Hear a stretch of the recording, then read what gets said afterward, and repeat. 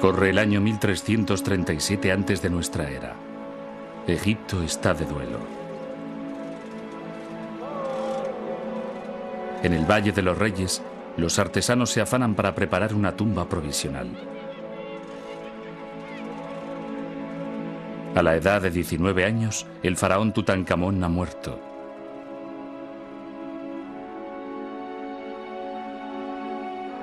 Su tumba es prestada. Con solo 4 pequeñas cámaras, es minúscula según los cánones reales, pero su contenido es digno de un rey. Un trono con el retrato del joven faraón y su esposa recubierto de oro. Además, su sarcófago, el más interior de los 3, es de oro macizo y pesa más de 100 kilos. La máscara que cubría la cara de la momia está considerada una de las más bellas obras de arte nunca labradas en este metal precioso. El tesoro de la tumba de Tutankamón, el único descubierto intacto en el Valle de los Reyes, es solo un destello de lo que debía ser el antiguo Egipto durante su fabulosa edad de oro.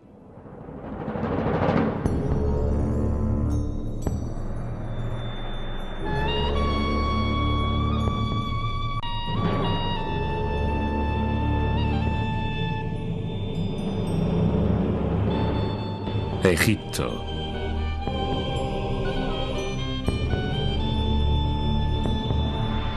La Edad de Oro egipcia.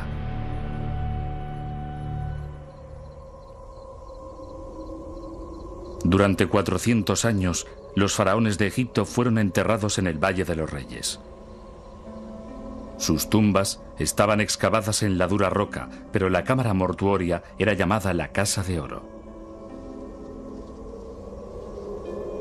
A causa de su brillo cálido y de su indestructibilidad, el oro era considerado como la carne de Re, el dios del sol, y se le atribuían poderes sobrenaturales.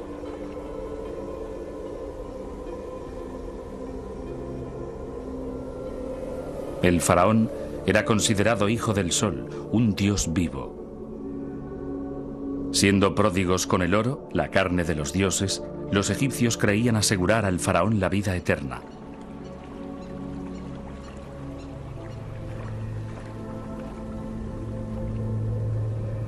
Pero no pudo ser así. La mayoría de las tumbas, llenas de tesoros inimaginables, fueron abiertas en la antigüedad y las momias desaparecieron.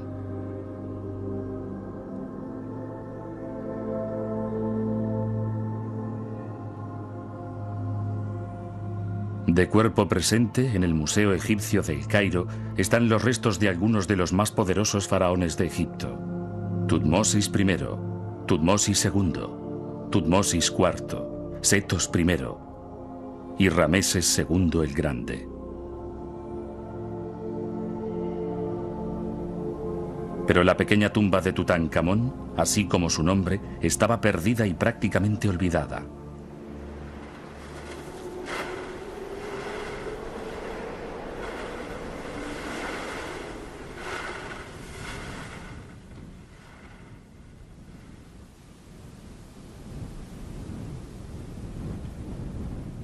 Cuando en 1922 finalmente se descubrió la tumba, el hallazgo arqueológico más sorprendente de todos los tiempos convirtió el nombre de Tutankamón en el más famoso de la historia egipcia.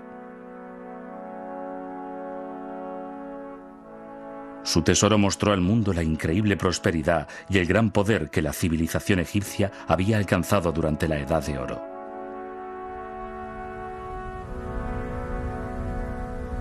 Envidiado por su riqueza, Egipto tuvo la suerte de poseer un abastecimiento prácticamente inagotable de oro. Extraído de los desiertos situados al este del Valle del Nilo y sobre todo de Nubia, hoy Sudán, el oro era casi tan común como el polvo. Labro estatuas de los dioses en oro y electrón, y las decoro con lapislázuli y toda suerte de piedras preciosas, proclama una de las inscripciones encontradas en la tumba de Tutankamón. Construyo nuevas naves para dominar las aguas y las recubro de oro para que iluminen el Nilo.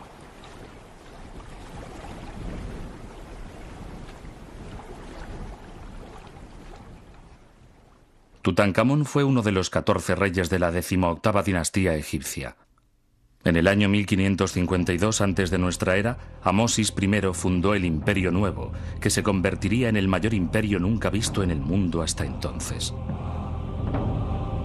En su momento culminante, el área de influencia de Egipto llegó por el norte hasta Siria y por el sur hasta el centro de Sudán. Pero antes del reinado de Amosis no podía hablarse de imperio. Durante 100 años, Egipto había estado bajo el poder de unos extranjeros.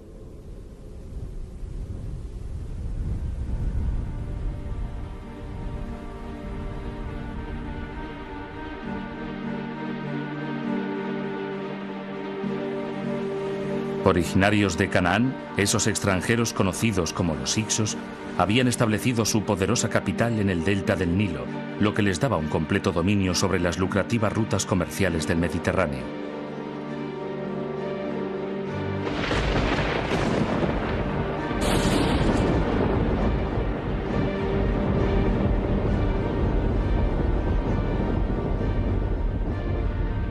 Los Hicsos tenían una gran ventaja sobre los egipcios: una tecnología militar más avanzada. Concibieron un hacha de combate con más poder de corte. Sus arcos, construidos con madera, tendón y cuerno, lanzaban sus flechas a mayor distancia.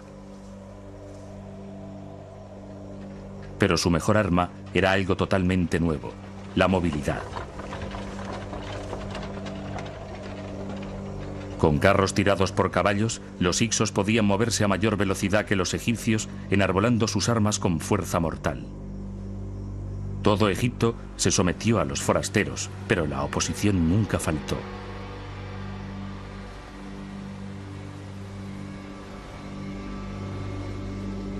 En Tebas, al fin, una familia de gobernantes locales que se consideraban a sí mismos los auténticos reyes de Egipto se rebelaron. Uno de ellos, el rey Seqenenre-Ta, pagó su osadía con la vida.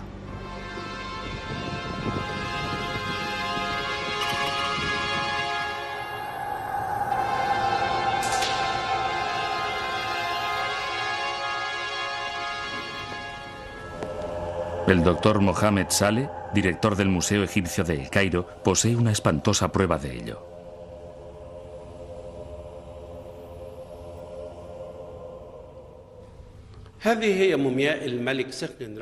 Esta es la momia de Seqenenre-Ta, que murió en el campo de batalla luchando contra los Hicsos.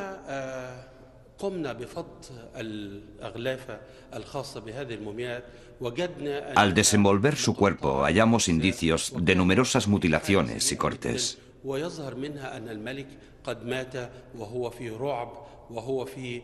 Es evidente que su muerte se produjo tras una agonía larga y dolorosa.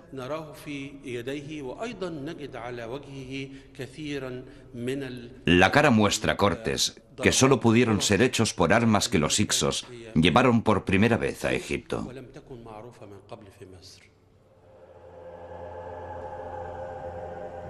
Una de las armas que le hirieron fue el hacha de combate típica de los Hicsos, de larga hoja estrecha, ideal para cortar los huesos.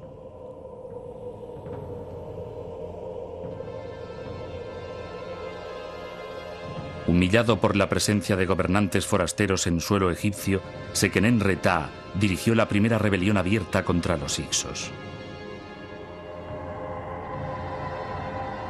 Después de su muerte, su hijo, Kamose, prosiguió la lucha.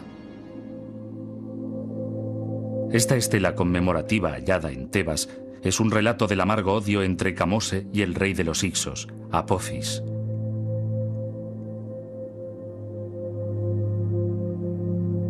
Mientras el gran Amón lo tolere, no te dejaré en paz, promete el egipcio a su enemigo. No permitiré que pises los campos sin estar encima de ti. Oh, tú, de corazón malvado, asiático vil, beberé el vino de tu viña, devastaré tu morada, cortaré tus árboles.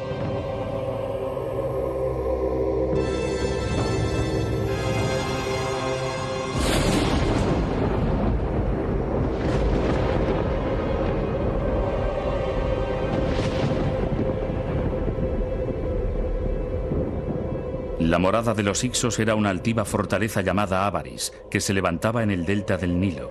Desde allí dominaron Egipto durante 100 años. Después, al igual que la tumba de Tutankamón, Avaris se desvaneció sin dejar rastro.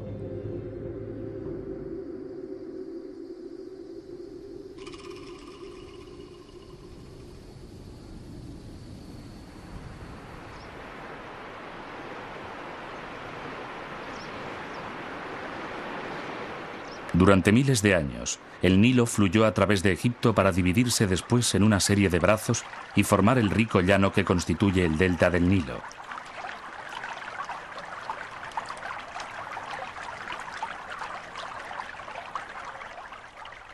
Aquí, los hicsos construyeron su capital. Pero su localización exacta ha sido uno de los grandes misterios de la arqueología moderna. Cubierta por limo milenario, Avaris se consideró una ciudad desaparecida hasta que en 1975 un equipo de arqueólogos austríacos dirigidos por Manfred Wittak de la Universidad de Viena empezó a investigar un emplazamiento conocido como Tel el Daba. Tel significa montículo y normalmente coincide con el emplazamiento de un antiguo asentamiento. La cerámica recuperada en centenares de hoyos abiertos en el Tel permitió a Wittak situar en Tel el Daba el emplazamiento de la antigua Avaris. Para el ojo del experto es evidente que Avaris no era egipcia. Sus viviendas y sus templos recuerdan los encontrados en la antigua Canaán y en Siria.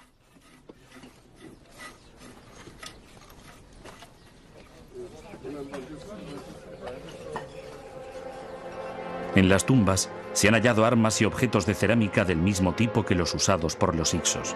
Pero en 1990 Wittak realizó lo que podría ser el hallazgo más importante de todos, los restos de un palacio fortificado.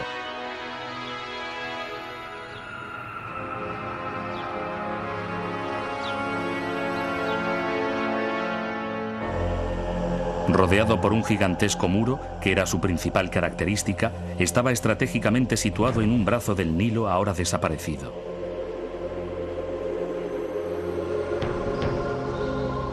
Wittak cree que era la morada del rey de los hicsos, Apophis.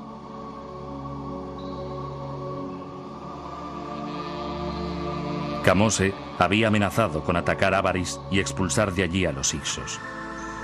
Cuando estaba preparado para cumplir su amenaza, Apophis ideó un inteligente plan.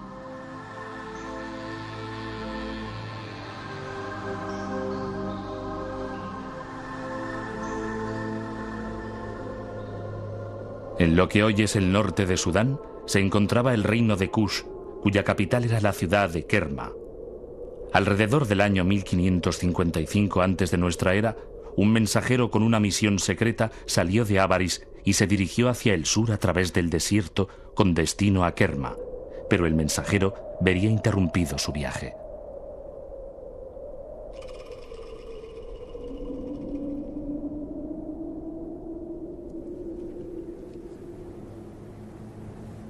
En 1991, John y Deborah Darnell del Instituto Oriental de la Universidad de Chicago estaban explorando el desierto a poca distancia de la antigua Tebas, al noroeste de la ciudad, cuando dieron con una antigua ruta de caravanas que había sido utilizada durante siglos.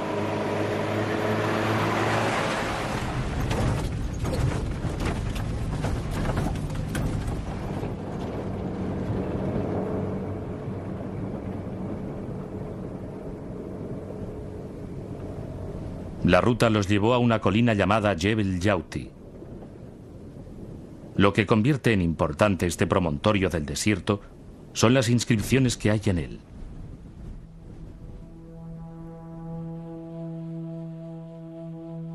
Está cubierto por grafitis realizados por los viajeros durante un descanso en su viaje.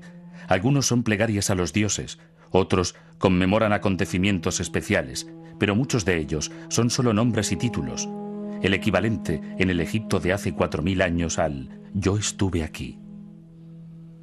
Algunos de estos grafitis son verdaderas obras de arte.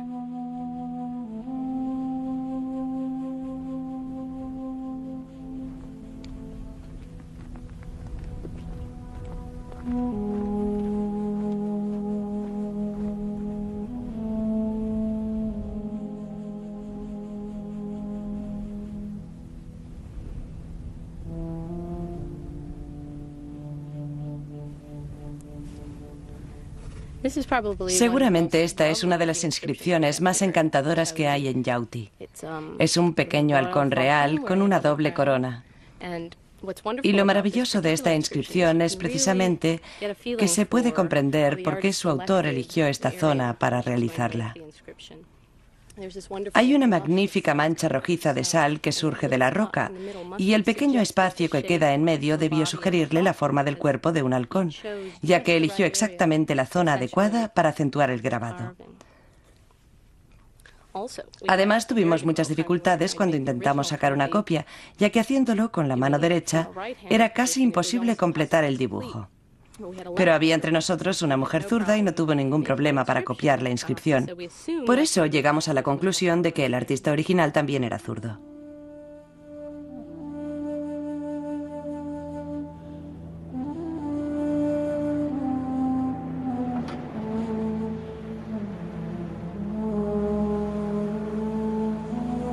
Los Darnell descubrieron una red de rutas que atravesaban el desierto de norte a sur en el meandro que forma el Nilo en Kenia y que estaban enlazadas con otras rutas que se dirigían hacia los grandes oasis occidentales y hacia Nubia en el sur. Para vigilar los caminos había una cadena de puestos de control con policías del desierto. Lo que hoy parece un montón de escombros fueron 2 torres de unos 10 metros de altura. Las torres desempeñaron un importante papel en la guerra contra los hicsos.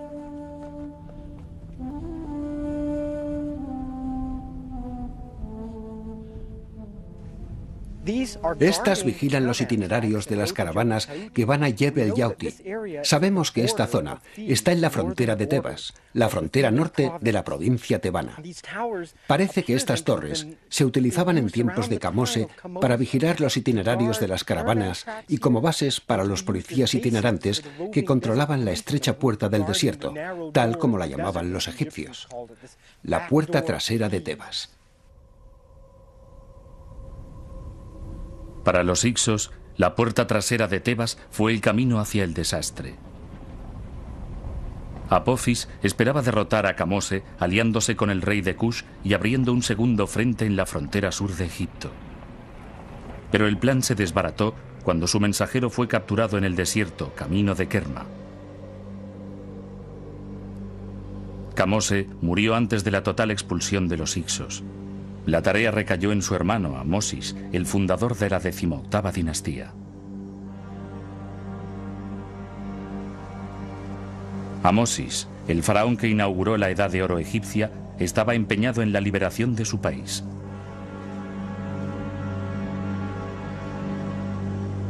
Decidido a vencer al enemigo en su propio terreno, Amosis adoptó algunas de las armas técnicamente superiores de los hicsos. Pronto aparecieron en el campo de batalla carros egipcios tirados por caballos.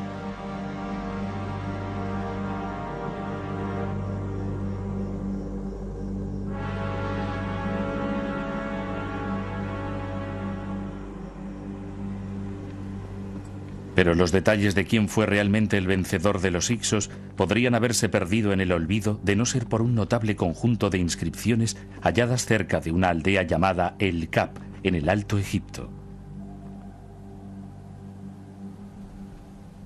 En un descarado despliegue de vanidad, un soldado del ejército del faraón, llamado también Amosis, dejó su autobiografía en los muros de su tumba.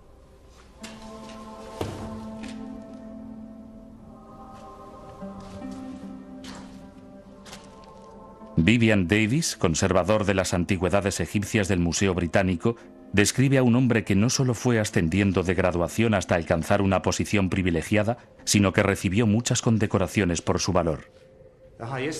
El principal homenaje a que podía aspirar un soldado del antiguo Egipto era recibir la condecoración de oro al valor de manos del rey.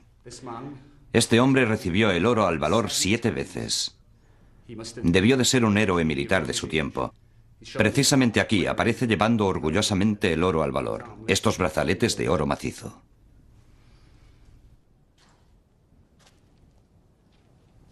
Amosis empezó su ilustre carrera en la batalla de Avaris, hacia el año 1530 antes de nuestra era. Aquí, por ejemplo, está el relato de una escaramuza que tuvo lugar cerca de Avaris, en el agua.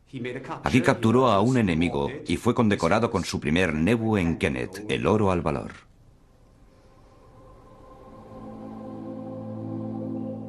Cuando un soldado mataba a un enemigo, se le concedía un brazalete. Realicé un asalto y me llevé una mano, declara Amosis. Cortar una mano era la manera egipcia de contar las bajas.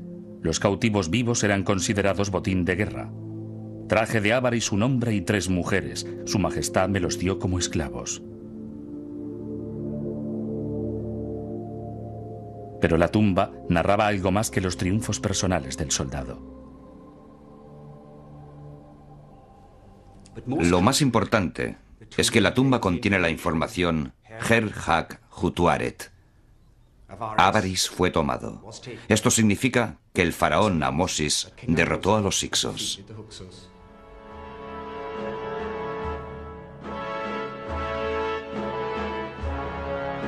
La expulsión de los Hyksos supuso la reunificación de Egipto bajo un rey nativo por primera vez después de más de un siglo.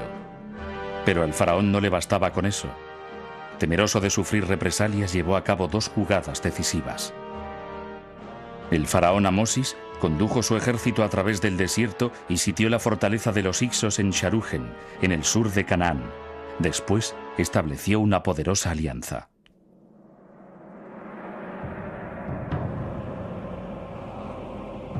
Un joven saltando encima de un toro y un laberinto son 2 de los símbolos más famosos de la mitología antigua. Proceden del palacio de Nosos, en Creta, la legendaria morada del rey Minos y del Minotauro, el animal mitológico. Los cretenses, un poderoso reino marítimo, dominaban el Egeo. Creta era un gran centro comercial del cual partían flotas de naves cargadas con vino y aceite de oliva con destino a todos los puertos del Mediterráneo.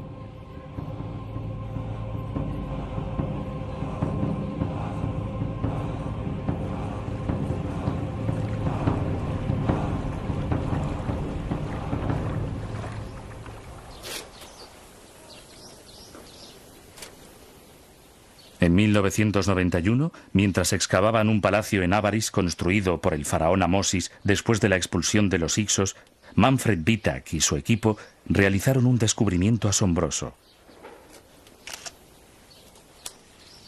Hallaron millares de fragmentos de frescos minoicos, los primeros que se encontraban en suelo egipcio. Entre ellos había trozos de un fresco increíblemente parecido al pintado en los muros del palacio de Nosos en Creta. Encima de la mesa se encuentra una increíble colección de fragmentos de una pintura mural minoica. En ella podemos ver una escena con 4 toros y 4 saltadores sobre un fondo con el dibujo de un laberinto. Evidentemente, conocemos estos motivos porque son semejantes a los hallados en el Palacio de Nosos y no hay ninguna duda de que artistas minoicos, procedentes de la isla de Creta, trabajaron aquí. Seguramente eran de Nosos porque también aquí tenemos los emblemas del Palacio Minoico, el friso con una roseta en la base de la pintura. El salto del toro hace pensar en un reto físico y en el dominio del hombre sobre los animales. Era un deporte con gran significado ritual para los cretenses y estaba estrechamente asociado a la corte real minoica, mientras que los dibujos del laberinto y del friso eran símbolos procedentes de la arquitectura palaciega minoica. La presencia de estos motivos en los muros de un palacio egipcio implica que había una estrecha relación entre las 2 cortes reales. ¿Pero qué tipo de relación era? Vitak piensa que las 2 potencias realizaron un trato ventajoso para ambas, tal vez reforzado por un matrimonio real.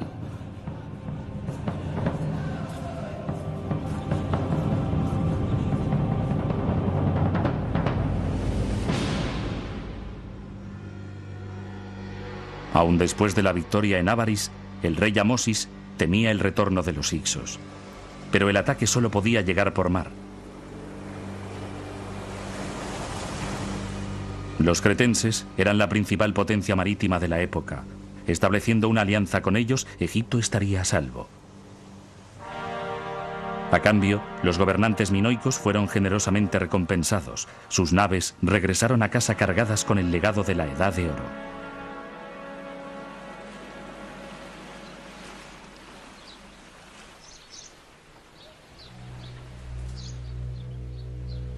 El oro era el producto más buscado en el mundo antiguo.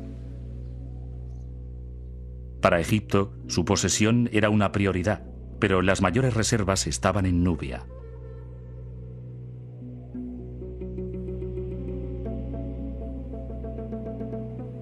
Con sus fronteras septentrionales aseguradas, el faraón Amosis se volvió hacia el sur para vengarse de los antiguos aliados de los Hicsos, el reino de Kush.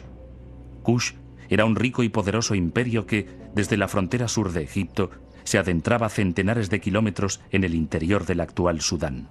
Su capital, Kerma, era la mayor y más antigua ciudad de África fuera de Egipto. Hoy Kerma está en ruinas, pero una gran parte de su enorme templo se conserva aún intacta.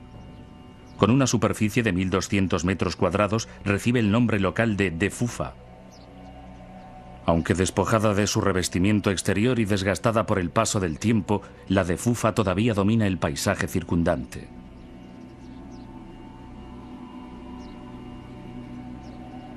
En 1977, Charles Bonnet, director de la misión arqueológica suiza en el Sudán, empezó a explorar la Defufa como parte de un plan más amplio de investigación de Kerma. En un flanco, una única puerta da acceso a una escalera que conduce a una pequeña cámara, el santuario interior del templo. Cerca de un altar de mármol blanco, Bonnet encontró huesos de ovejas y cabras que hacían pensar que era utilizado para sacrificar animales. Nos encontramos en el centro de un monumento muy misterioso que aún hoy recibe el nombre de Defufa. Se trata de un antiguo nombre nubio con el que se identifica un montículo hecho por el hombre que puede ser visto de lejos. Esta piedra increíble, un mármol dolomítico, no hemos encontrado ninguna cantera en la zona, es un altar. A su lado, descubrimos restos de ovejas y cabras. Seguramente era el lugar donde se preparaban los sacrificios a los dioses, ofrendas en las que se mataban animales y se entregaba pan. Ahora nos hallamos en el lugar donde estaba el templo principal de la ciudad.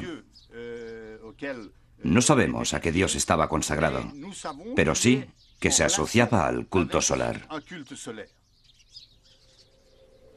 Desde la cámara, otra escalera lleva a la azotea donde se realizaban las ceremonias dedicadas al dios Sol. Está a 15 metros de altura y ofrece una magnífica vista de lo que debía ser una ciudad impresionante.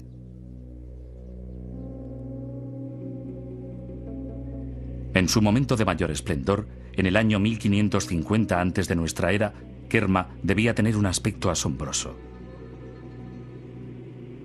Un muro fortificado de 10 metros de altura rodeaba las casas y los jardines de la nobleza, el palacio y sala de audiencias del rey y también el complejo religioso. Cubierta de yeso, con columnas de más de 20 metros, la Defufa era espléndida, incluso según los criterios egipcios.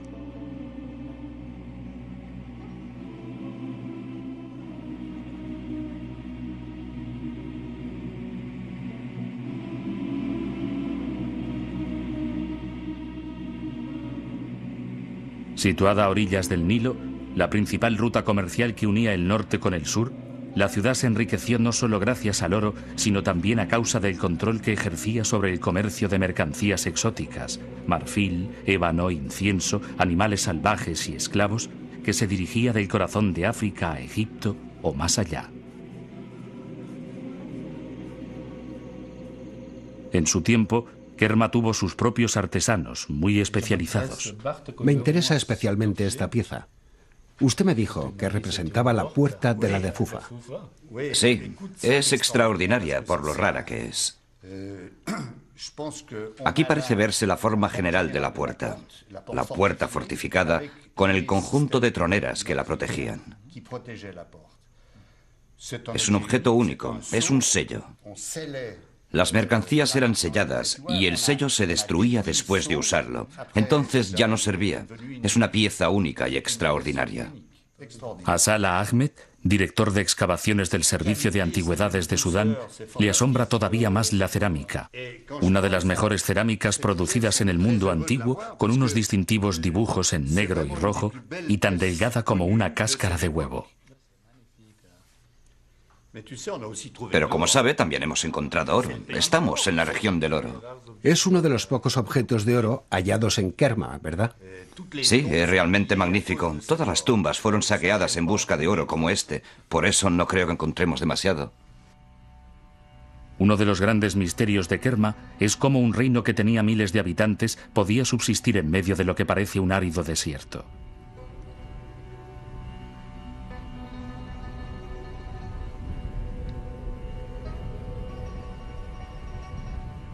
Para descubrirlo, Derek Welsby, del Museo Británico, y su equipo estudiaron una zona de 1000 kilómetros cuadrados que se encuentra al sur de la ciudad y que hasta entonces no se había explorado.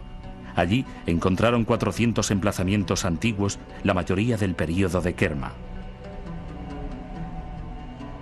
Cuando los trasladaron sobre un mapa, formaron una línea a lo largo de lo que resultaron ser 2 antiguos canales del río que desde entonces habían permanecido secos. Las orillas son visibles gracias a las líneas de vegetación en este lado y aquel. En este punto, el canal, de unos 70 metros de anchura, parece que se dirigía hacia el norte. Así, el descubrimiento de estos 2 canales del Nilo, al igual que el canal por el que hoy en día pasa la corriente, nos permite tener una idea de la riqueza agrícola de esta zona en el período de Kerma. Con otros 2 canales cruzando el valle del Nilo, habrían dispuesto de miles de acres adicionales de suelo fértil para que los agricultores de Kerma los cultivaran. Seguramente todo ello estaba unido, formando una red de abastecimiento de productos a la capital, Kerma, que está a unos 55 kilómetros al norte. En muchos de estos asentamientos tenemos gran número de edificios que podían estar destinados a acoger estos productos y almacenarlos antes de enviarlos al centro administrativo de Kerma. Derek Welsby realizó otro descubrimiento muy importante. La naturaleza jugó una mala pasada a la ciudad de Kerma y al reino de Kush.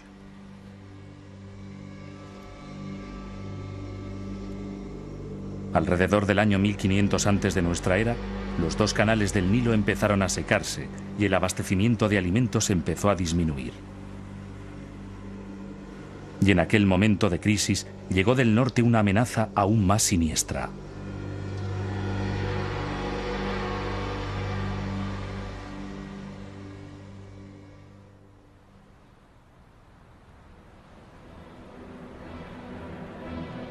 La campaña egipcia iniciada por el faraón Amosis para someter a sus vecinos del sur llegaba ahora a su 3ª década.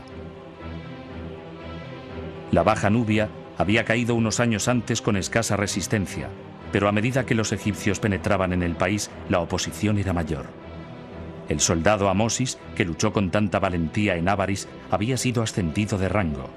Con el título oficial de guerrero del gobernante, formaba entonces parte del ejército del faraón Tutmosis I. Hacia el año 1500 antes de nuestra era, el faraón navegó hasta el corazón de Kush, en la 3ª catarata del Nilo, para librar la última y decisiva batalla.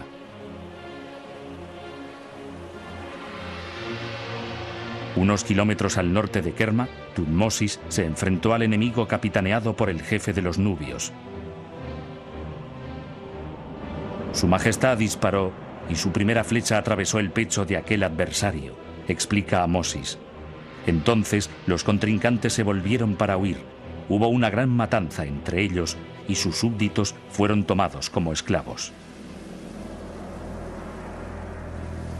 Con la flecha aún en el pecho, el jefe nubio fue colgado cabeza abajo en la proa de la nave de Tutmosis a modo de macabra advertencia. Entonces el faraón saqueó e incendió la capital kushita.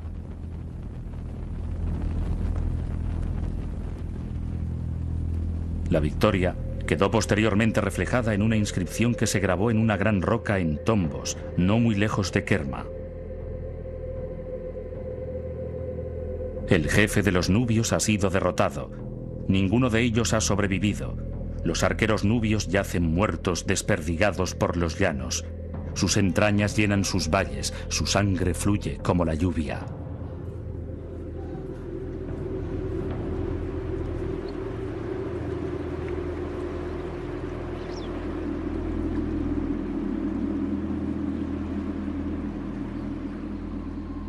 Con la conquista del país de los cushitas, Egipto impuso su dominio sobre las minas de oro más ricas del mundo antiguo. Enormes cantidades de metal precioso ingresaron en el tesoro de los faraones junto con mercancías exóticas procedentes del centro de África. Diversas pinturas funerarias muestran a los nubios llevando oro como tributo a Egipto. El oro era cuidadosamente pesado en balanzas y registrado por los escribas. Algunas inscripciones de los tiempos de Tutmosis III, el nieto del conquistador de Kush, cuentan que durante 3 años distintos de su reinado se importaron más de 9.000 deben de oro de las minas de Nubia, el equivalente a casi 1 tonelada, que hoy tendría un valor de varios millones de dólares.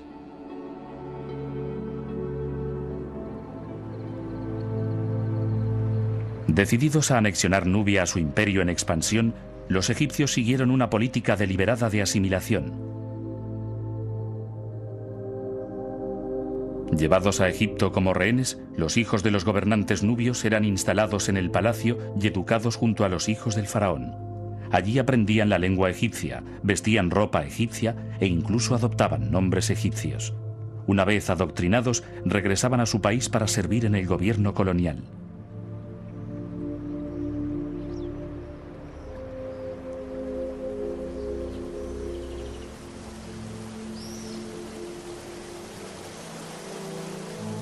El oficial más poderoso de Nubia era el virrey de Kush. Su misión consistía en ocuparse del flujo constante de los valiosos recursos de Nubia hacia Egipto, lo que se reflejaba en uno de sus títulos: el supervisor de las tierras del oro.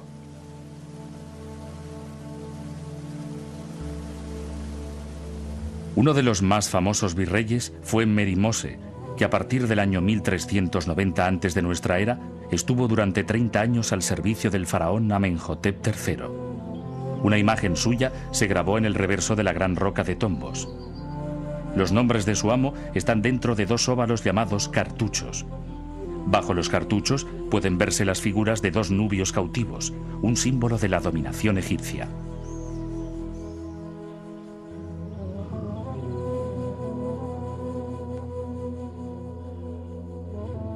Merimose fue recompensado por sus servicios con una tumba en Tebas, que incluía 3 bellos sarcófagos de piedra labrada.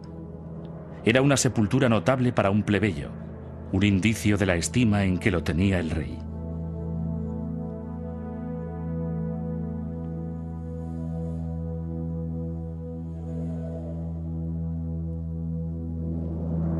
Su señor, Amenhotep III, el 9º faraón del Imperio Nuevo, fue quien recogió la mayor cosecha de la Edad de Oro.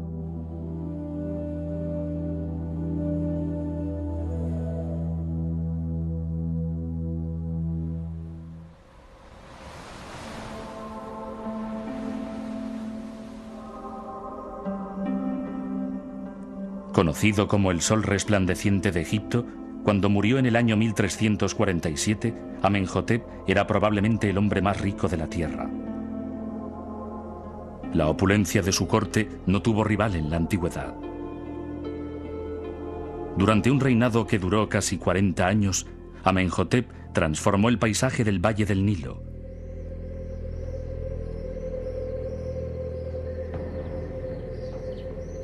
Construyó un nuevo y espléndido templo en Luxor, realizó importantes adiciones al templo de Amón-Re en Karnak y levantó centenares de estatuas, entre ellas los colosos de Memnón en Tebas.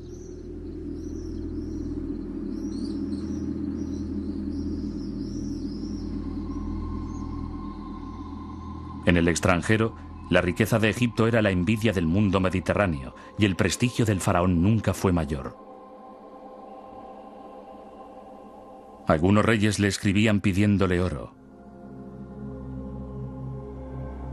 Gran rey, rey de Egipto, mi hermano, en tu país el oro es como el polvo, basta simplemente con recogerlo. ¿Por qué eres tan parco? He empezado a construir un nuevo palacio, envíame el oro que necesito.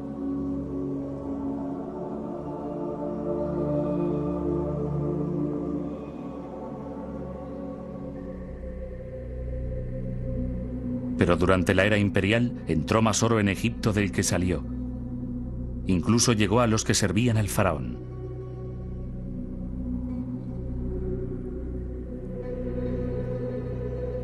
Una de las mayores aspiraciones de la élite egipcia era poseer una buena tumba, una casa para la eternidad, pintada con escenas llenas de color.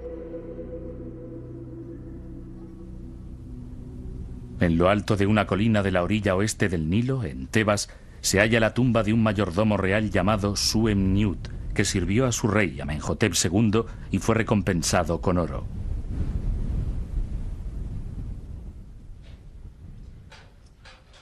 La egiptóloga Betsy Bryan de la Universidad Johns Hopkins de Baltimore, Maryland, ha llegado a la conclusión de que Suem-Niut era lo bastante rico como para emplear a un gran grupo de pintores y aprendices para decorar su tumba. En esta esquina tenemos el trabajo de un gran pintor, un especialista que ni tan solo necesitaba la cuadrícula que se halla en los muros del resto de la tumba. Podía dibujar directamente estas estatuas reales sin ningún tipo de cuadrícula previa, con un pincel muy pequeño.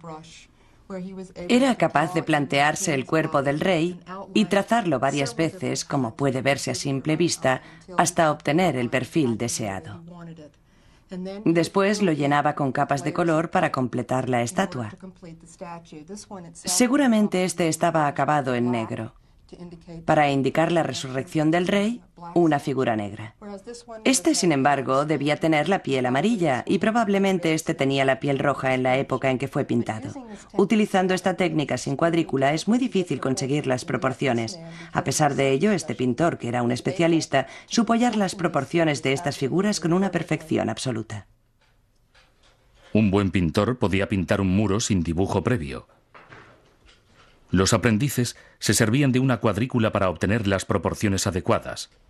Entonces, como ahora, se tratara de aprendices o de veteranos, los había buenos y malos.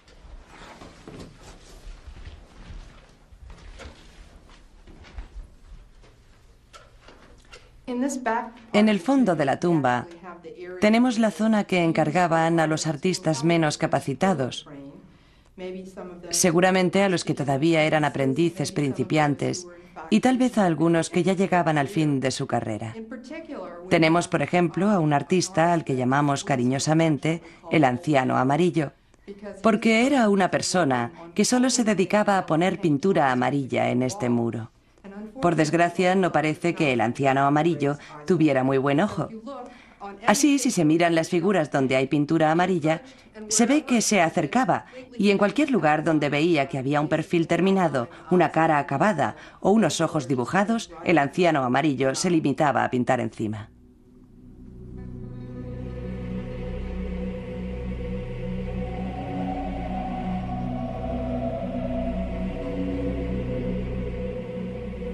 Aunque los aprendices practicaban su oficio en las tumbas de las personas acomodadas, en las tumbas de los faraones solo eran admitidos los maestros. La sepultura mejor y más grande del Valle de los Reyes pertenece a Setos I. Es una de las pocas tumbas terminadas y se compone de varias cámaras unidas por una serie de pasillos descendentes que conducen a la cámara funeraria, a unos 100 metros de la entrada.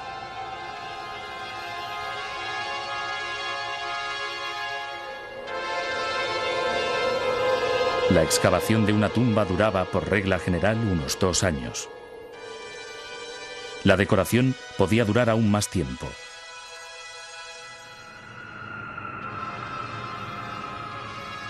A causa de la gran cantidad de trabajo especializado que era necesario, había un cuerpo de artesanos de élite permanentemente dedicados a construir las tumbas reales. A unos kilómetros del Valle de los Reyes había un pueblo amurallado que los antiguos egipcios llamaban Sede de la Verdad y que actualmente se conoce como Deir el Medina. El pueblo cobijaba albañiles, escultores, dibujantes y carpinteros, oficios que se transmitían de padres a hijos.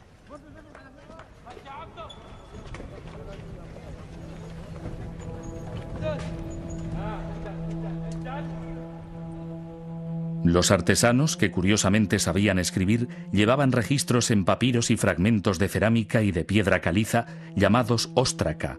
Anotaban desde el precio de la comida hasta los turnos de trabajo.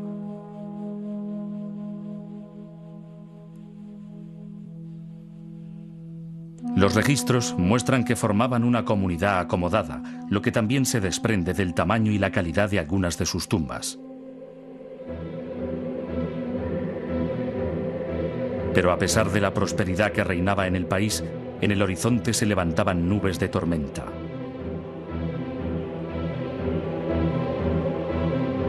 Con la muerte de Setos, en el año 1279 a.C. de nuestra era, los dioses que habían bendecido durante tanto tiempo a Egipto dieron la espalda al Imperio Nuevo. En el norte, los hititas amenazaban el país. En el año 1274 a.C. de nuestra era, el sucesor de Setos, Rameses II, se enfrentó al enemigo en la batalla de Kadesh, en Siria.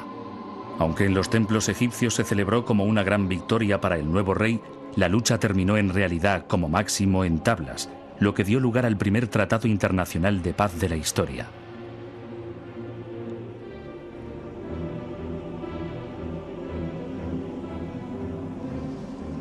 La batalla de Kadesh fue el comienzo del fin de la Edad Imperial.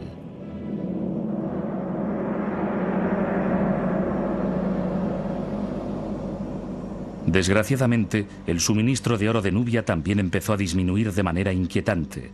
El cambio climático había convertido los desiertos en más áridos y difíciles de cruzar. El último gran faraón del Imperio Nuevo, Rameses III, solo pudo ofrecer una donación anual de 9 deben de media al templo de Karnak, una exigua suma comparada con las enormes cantidades que entregaban sus predecesores.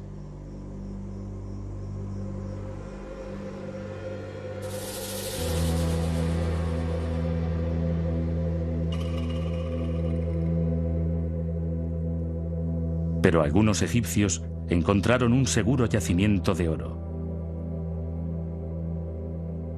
Por la noche, obreros que durante el día servían fielmente a sus faraones se dedicaban a saquear las tumbas reales. Esta transcripción de un juicio nos ofrece la sorprendente confesión de un albañil llamado Amennufer.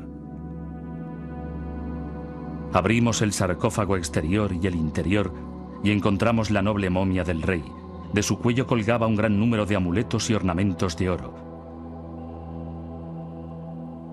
Robamos muchos objetos y los repartimos entre nosotros. 20 deben de oro para cada uno. Después quemamos la momia.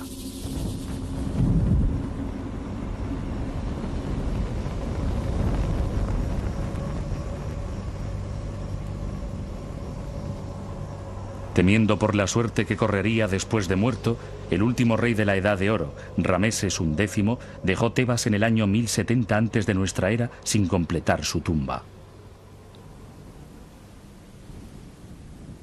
Ningún faraón volvería a ser enterrado en el Valle de los Reyes.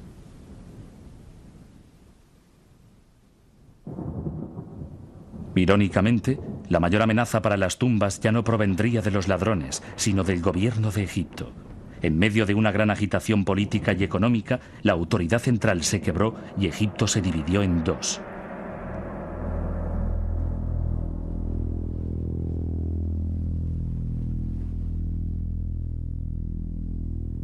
Debido al poco suministro de oro, las tumbas reales eran una tentación irresistible.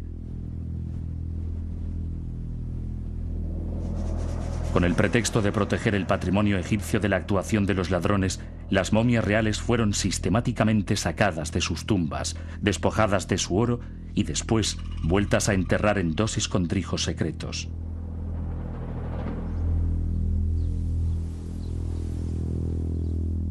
Habían de permanecer allí durante 3000 años, hasta que fueron descubiertas a finales del siglo XIX y sus cuerpos llevados al Museo del Cairo.